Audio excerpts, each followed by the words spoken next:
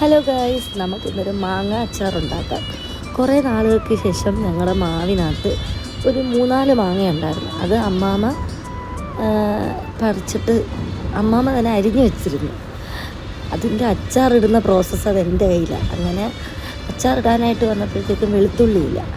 അത് അമ്മയെ കൊണ്ട് വേടിപ്പിച്ച് അതെല്ലാം അരിഞ്ഞ് ഞാനങ്ങനെ വൈകുന്നേരമൊക്കെ ആയപ്പോൾ അച്ചാറിട്ട്.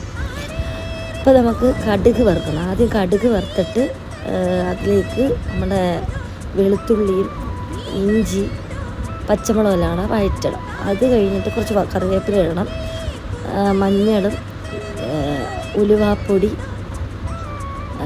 മുളക് പൊടി ഇത്രയും ഇട്ട് വഴറ്റിയെടുക്കുക. ഇതിന് മുന്നേ നമ്മൾ ഈ അരിഞ്ഞു വെച്ചേക്കുന്ന മാങ്ങയ്ക്കകത്തോട്ട് മഞ്ഞളും ഉപ്പും മുളക് പൊടി കുറച്ച് നല്ലെണ്ണയും തൂവി നമ്മൾ ഞെവിടി വെച്ചിട്ടുണ്ടായിരുന്നു. അത് നമ്മൾ ഈ മിക്സിനകത്തോട്ട് ഇട്ട് വഴറ്റുക.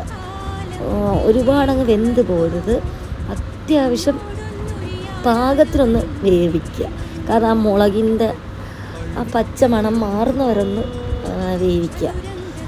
ഒരുപാട് വെന്ത് പോയാൽ ആ വേവ് മാങ്ങയ്ക്കൊരു ഇത് കാണില്ല.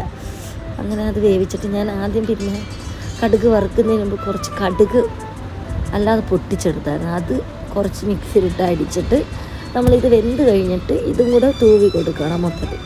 അപ്പം പ്രത്യേക ടേസ്റ്റാണ്. കടുകും ഉലുവയും കൂടെ, ഉലുവ ഞാൻ ആദ്യം പൊടിച്ചതുണ്ടായതുകൊണ്ട് അങ്ങ് ഇട്ടിട്ടുണ്ട്. ഇത് പിന്നെ ഇതും കൂടെ ചേർത്തപ്പം ഒന്നും കൂടി നല്ല ടേസ്റ്റ് വരും. ഉപ്പൊക്കെ ഞാൻ ഇതിനകത്ത് കറക്റ്റ് ഇട്ടേക്കുന്നുണ്ട്, അതൊന്നും കാണിക്കാത്ത കേട്ടോ.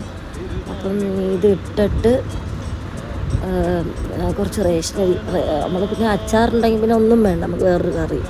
എന്നാലും ഞാനൊരു വെണ്ടയ്ക്ക കറി ഉണ്ടാക്കിയായിരുന്നു. അതിൻ്റെ ചോറും റേഷനരിയും കുറച്ച് അച്ചാറും അതുമായിട്ട് കഴിച്ചു. അടിപൊളിയായിരുന്നു.